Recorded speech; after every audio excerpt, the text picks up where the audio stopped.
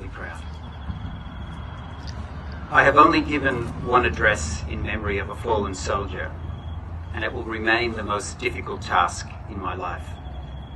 On a sunny Melbourne day in January 2009, my unit waited on parade as a giant Air Force plane slowly filled the cinema screen-sized entrance of a hangar in Tullamarine.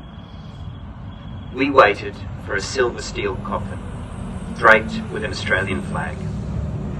We waited to start a process none of us wanted to happen. We waited for a Victorian, someone who went to Doncaster Secondary College, someone who lived off High Street in Templestowe, someone who loved Nando's 80s action movies, our friend, Private Greg Sher. Only a few days earlier, the Sher family had heard the most terrible news. Their son and brother had been killed in action in Afghanistan. He was with his commando platoon when he was struck in a Taliban rocket attack. When the knock finally came in the middle of the night, his parents were away, so his brother had to hear the news, somehow process it, and somehow turn his mind to telling his mum and dad that they had to come home. Very few of Greg's friends had met his family before, yet here we were, side by side with them, in one of the most moving and solemn moments no family deserves. Trying to hold it together for them, it was impossible not to look at his parents and think, how can we ask so much of you? How can life go on? When you walk in and out of the shadows of our war memorials, it is easy to get drawn into all of the names, the battles, the numbers. 61,000 Australians killed in World War I, 39,600 in World War II. It's easy to look at the relative population of this young country and reflect on the sacrifice and tragedy of 103,000 Australians killed in all wars. This is only the number of Australians killed. Many more have been and continue to be wounded. And after the ceremonies are finished, the politicians have gone home and the bugle stops. All that is left is someone's mother holding a photo in her son's bedroom.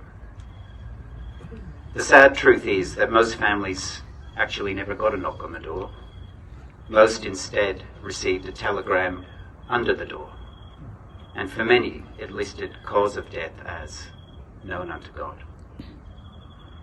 Last Saturday, Australian scientists located the wreck of a ship that was sunk 80 years ago off the coast of the Philippines. Resting 4 kilometres under the sea, twice the depth of the Titanic, the SS Montevideo Maru was a Japanese merchant vessel used to transport prisoners. It was torpedoed in 1942 in the fog of war by US submarine USS Sturgeon. The crew were oblivious to its passengers. They didn't know who was on board.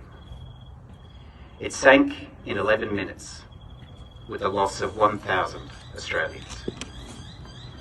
In 11 minutes, we lost twice the number killed in the entire Vietnam War. In 11 minutes, entire bloodlines were wiped out, with the Turner family from New South Wales losing 3 sons. In 11 minutes, young men were woken as the explosion roared and the water rushed in. They almost certainly tried their best to solve the problem, to find a way out, because that is what Australians do. But at some point, hope would have faded. We can only imagine what their final thoughts were. We can be sure that they were of their parents, their partners, and for some, their children. We can be sure they turned their last thoughts to home, to Australia. War memorials and cenotaphs like here are more than public architecture, and today is more than a holiday. As a young nation, we once saw the lonely aftermath of sacrifice everywhere. Very few families avoided the dark tide of World War, We knew that we had to reach into the living rooms of each family, put a hand on their shoulder, and say, if only just once a year, you are not alone. Like they do every day, we will remember this day. As songs, smells, and old toys take them back to better times, so too will our memory be triggered by a silence and a lone bugle as the sun comes up. On this day and in this place, we simply remember and say, lest we forget.